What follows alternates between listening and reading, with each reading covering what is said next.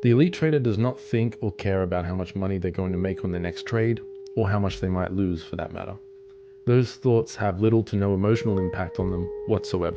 It's completely irrelevant, because they know all of that is taken care of over the long term as a result of employing the correct foundations in their trading process.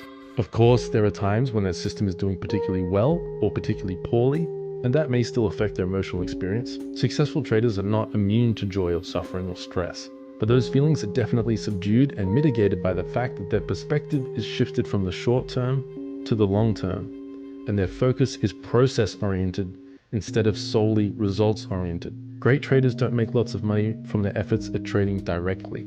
If that were the case, then everyone who tried really hard at trading would be making lots of money. No, the secret is that they follow their rules and processes, and depending how effective their rules and processes are, determines how much money they make over the long term. There's a distinct difference. Don't expect trading to make you feel good. If you want to feel a sense of accomplishment and achievement from your trading, then focus on your trading process, not your trading results. Track your discipline and how many trading errors you make each month.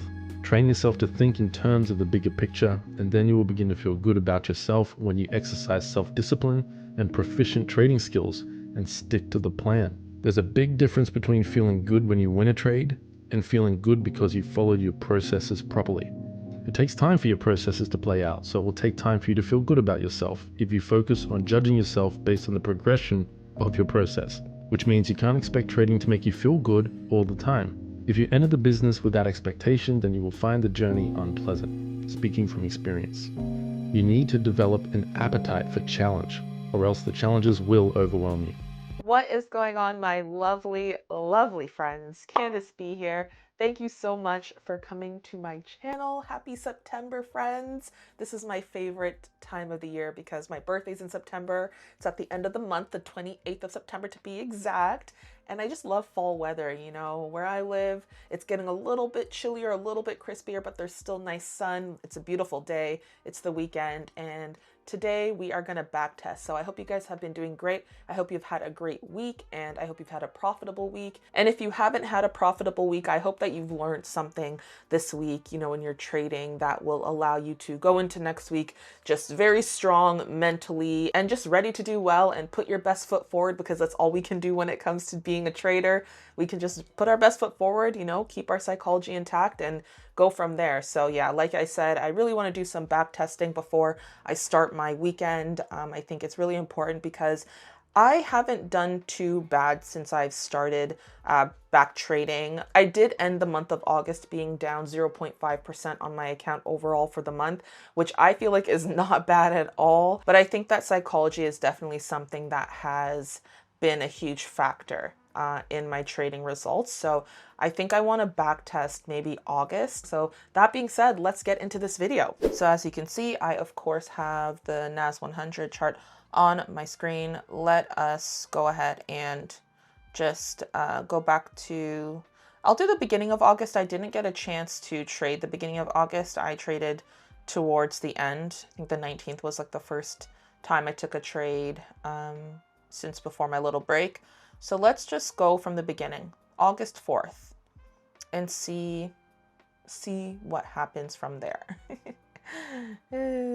I'm really still just trying to focus on keeping it very simple, and just taking 1 to 2 trades a day to the most, and really waiting for high probability A+ setups and being okay with not trading if that setup is not there. Simple as that. I'm assuming that NFP would have been this week as well, because obviously it's the first week of August, first full week. So we wouldn't trade Friday, but let's see how many trades we can get in before I have to start my day. I only have about half an hour to back test, but that's okay. That's better than nothing. So let's go to the 30-minute first.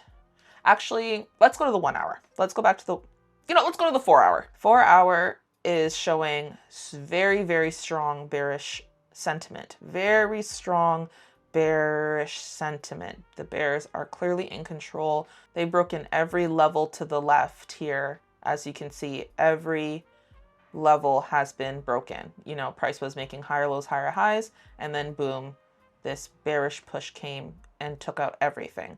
So we're clearly in a bearish market going into August.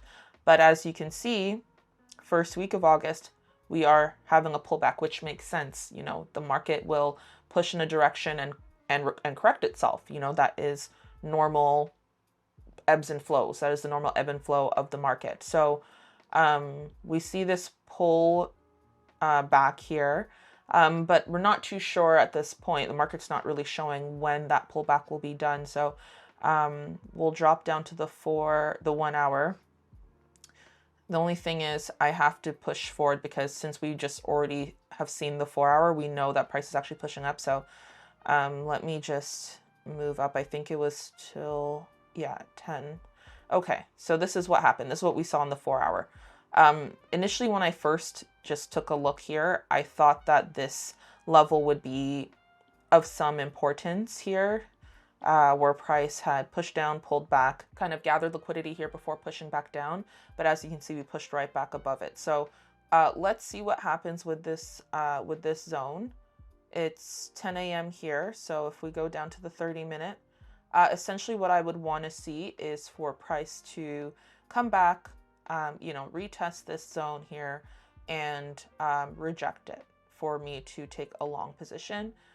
For me to take a short position, obviously I would want price to come back under this zone. Again, just retest it and then push down. Just again, keeping it simple, seeing exhaustion candles, those top wicks or the bottom wicks, depending on the direction, and going from there. So let's skip forward. 11:30. There might not even be a trade on this day. Just pushing. Okay, yeah. So at this point, it's 1:32 p.m. I'm not going to take a trade this day. So let's just skip forward to Tuesday because we did not get that push down. We did not get that full retracement. Yes, there was a little bit of a pullback, but for me, in my trading plan, my strategy, I want to see a deeper push into the zone before it, continues in the direction that it wanted to go.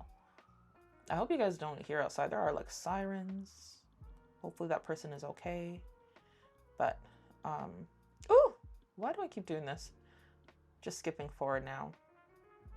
4:30. Okay, so now New York session on Tuesday. Now we're on the August the 5th. We see that price did not come back down to this level. Cool. Let's delete it. Why do we need to keep markings on the chart that are not really relevant in this moment? Another thing I would love to focus on, or love to keep, focus. I think I do a pretty good job with just keeping my charts clean. That's just me. Do what you want to do. And go from there. So we see higher low, higher high structure very clear on the 30-minute. I really like the 30-minute. It's just something that I gravitate towards. So especially with the NAS 100. So we see higher low, higher high structure, right? We see the higher lows being formed. We see the highs being formed. But essentially once this last higher low was created during London Open, price came up and created a same high as before. So for me, immediately I'm drawing out this zone because this is some sort of 30-minute resistance. So I think that could be important to keep into consideration as we're seeing price action unfold. So we see a push into the zone and then a retest, and now price is breaking away from it right before New York Stock Exchange Open. So this is New York Stock Exchange Open. Price wicked to the downside, took out this support, and once it took that out, pushed below it, came back up, retested the resistance. So we're right now in sideways movement, as you can see. I see it, it's pretty clear. A lot of people can still trade this, depends on what you feel comfortable with. Right now, I don't feel comfortable with seeing this bullish candle that has just created a whipsaw. I don't feel comfortable seeing it at this resistance, although yes, it is rejecting it. I would want to see another candlestick form, this 10 a.m. candle form, and I want to see it be bearish. I want to see it reject the zone as well once more for me to be able to even get a decent risk to reward set, have my stop loss above the zone, and we can aim for the support as another level or just before it, whatever the case may be. So let's see what this next 30-minute candle is showing. Ooh, yeah, that's crazy. Now we are under the support, of the 30-minute support, and we closed below it. I would love to see now at this point a pullback to see if we're going to get into shorts at this point. Again, wanting to keep my stop loss above the zone and target maybe the next levels that we see here. But let's see what price actually does. Let's see what the... oh my gosh, yeah, see, ugh, dang. Was this August price action? Like, we don't even see any pullbacks. It's just straight down, because at this point, there's no trade. There's no trade for me. I don't want to be trading this late into the day. I want to catch my setups before 12, and really there wouldn't have been anything for me here. I just didn't feel comfortable entering a short position here without seeing some sort of pullback. Let's go down to the 5-minute. Even on the 5-minute, I didn't really get a pullback. Like, if this came back up, yeah, it just continued, which is fine, totally fine. Price is going to do what it wants to do, but at this point, we're going to just wait till Wednesday. And what's frustrating as I'm back testing right now, and I'll be honest, is that I feel like when it's live, that I'm not so patient. I'm not so willing to sit on my hands. I'm really hoping that back testing is going to help me with that patience, help me to see that it is genuinely okay to not have to trade every day. If I skip Monday, if I skip Tuesday, it is okay. So that's what's kind of frustrating is questioning. I'm questioning myself right now, thinking, well, if I was trading on Tuesday, August 5th, would I have actually stayed out of the market because I did not see my setup, or would I have impulsively just entered that short? So as you can see, price continued to drop for the rest of that Tuesday. Then we get a pullback during overnight, Asian London session, and now we got a push down, and then now there's a pullback. So could be for sure looking like we're continuing this bearish momentum to the downside. If I'm just looking, if my eyes are just looking at the chart without any markings, I see bearish sentiment. So let's see what price wants to do, because there is this area here that this demand zone here. So although we are essentially kind of bearish, there could be a chance that price, is reacting to this zone and wanting to push above it. And mind you, I'm only trying to take a portion of the move. So if that is the move to take longs, then we can have our stop loss set beneath it, whatever the case may be, and kind of go from there. So this is a demand zone here. So let's see what happens. This is just 8 a.m. Let's see what happens. 9. See what happens at New York Stock Exchange Open. Always just this crazy wick. Always like crazy whipsaw movements. Let's see. Oh my days. What is going on? Like, there's not even... Let me delete this, because I'm just not even understanding. I mean, obviously it's some sort of maybe news, or just, the 9 a.m., 9:30, it's just the New York Stock Exchange Open momentum. But let's see what this candle looks like. Yeah, see? So imagine if I saw this, if we go back one, imagine if we saw this whipsaw at 10 a.m. So price at 9:30 a.m., pushed down, and then with the whipsaw came all the way up, broke this zone, broke this last level here, this last high, broke above it, came back down, closed underneath this little zone here. 10 a.m., opened, spiked all the way up, huge, huge, huge spike, and then came back down, and then closed as what do they call it? A doji candle. Imagine me thinking that, oh, well, we are still underneath this zone, this 30-minute zone.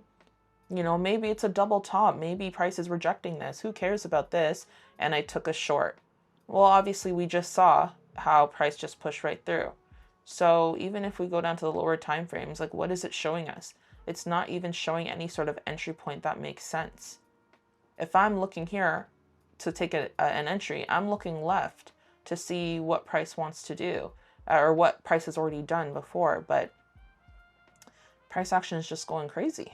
everyone trades differently. So you might be watching this thinking, Candace, there was clearly a setup on Tuesday, Wednesday, Monday. There was clearly a setup. How did you not see it? Honestly, I strongly believe that we all interpret the market differently. You know, what I can see or don't see is different from what you can see and what you don't see. So you can't really be like, oh yeah, well, there's a setup. That's to your brain, that made sense. But to me, it didn't. So I can't really, can't really say much about it. So yeah. But yeah, the bulls came back up to this level here, and now we're rejecting it, but at this point it's 12, so, and we're pushing above it. Let's see what happens on Thursday. Let's see if we can get one trade, because Friday we wouldn't trade because it would be NFP, or it would have been NFP. And I do not trade on NFP days. That is something I've been really good at sticking with. I just do not trade on NFP days at all. Regardless of if it's after NFP or before. Just don't trade that day in it. Price opened bullish. There was a gap there. Still bullish. 930. Okay. So now when we zoom out, looking to the left, we see that there's a lot of space that can be filled. You know, there could be a lot of desire for price to go to the upside still. We see that price during New York Stock Exchange open came down, did not break the previous low, which is a good sign that, we can still be moving up. It actually ended up creating another higher low. So the fact that it did not come down and, I'm already on it. The fact that it did not come down and break this or pull back like how it did in the, on the Wednesday where it broke below the zone and came back up, that is a good sign, because we're seeing that another structure is being formed here, another low. So let's see. Let me drop down to the lower time frame to see if there's any entry, anywhere to enter. So I'm just marking out this little zone here where price had pushed away from. So this would be 9:55, right before 10. Are we gonna get a pullback, or is this the pullback? That is the question. Is this the pullback that we're gonna get? Is price just retesting and coming up here? We don't know yet. This candlestick isn't really telling me much personally. Let's see what the next candlestick does. Okay, so you've broken below this. It'd be nice to see if there's any rejection from here. If we can catch just a little quick scalp, quick long position. Let's see what the next candle is. Perfect. This is just exactly what I want to see. Price come back into this level here, this demand zone. We'll call it the 5-minute demand. And tap it a few times, come back one more time, tap it, close above it with a bullish candlestick. And even if it does not work in our favor, this is the type of setup that I'm looking for. Following momentum, following the fact that we are going up, we are in an uptrend. I waited for a pullback into liquidity, into a demand zone, and I see that higher low, higher high structure is still there, and waited for the pullback instead of jumping the gun and entering up here. Waited for price to come back into the demand, and I would enter right here. So let's see what happens. 1 to 1.5 is my ideal, but even 1 to 1 is okay. But let's see what happens.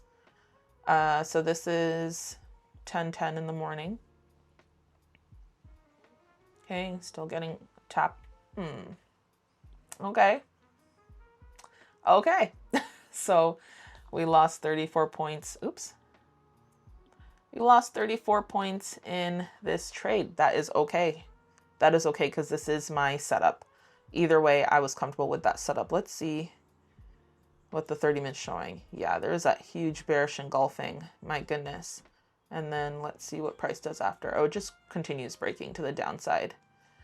It is what it is. It is what it is. Yeah, I like making these videos because I like to backtest with you guys. The only con or problem with it is that because I talk my way through things and, you know, when I look at the charts and I'm taking my time, it's a longer video and I don't want my videos to be too long, so I apologize. But as you can see, there really weren't many opportunities in August or the beginning of August that I found. So thinking back, it's again questioning, would I have sat on my hands that whole week? Would I have waited till Thursday to trade? And then even though Thursday was a loss, would I have just been okay with that? Would I have stopped at that one loss for the day, kept it moving, Friday's NFP, so we're not trading. So essentially ending the week off with one loss and that's it. Would I be okay with that?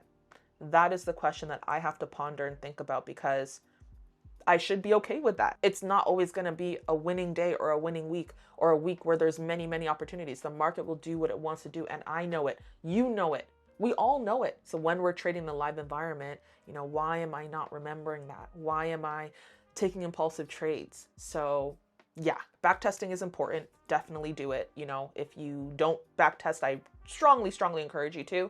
I think it'll only be beneficial for you in the long run. But yeah, thank you guys so much for watching. And I really hope this week you just slow down in the market and just take your time to see if the trade that you're about to enter is the right one for you.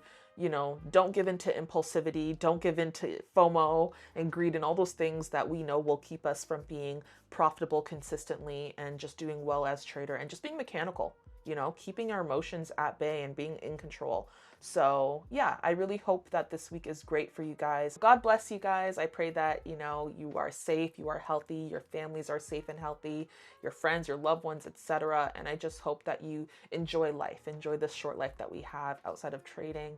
Be grateful for everything. And until the next video, I hope you have an absolutely peaceful, beautiful, joyful, enjoyable day, week, and life.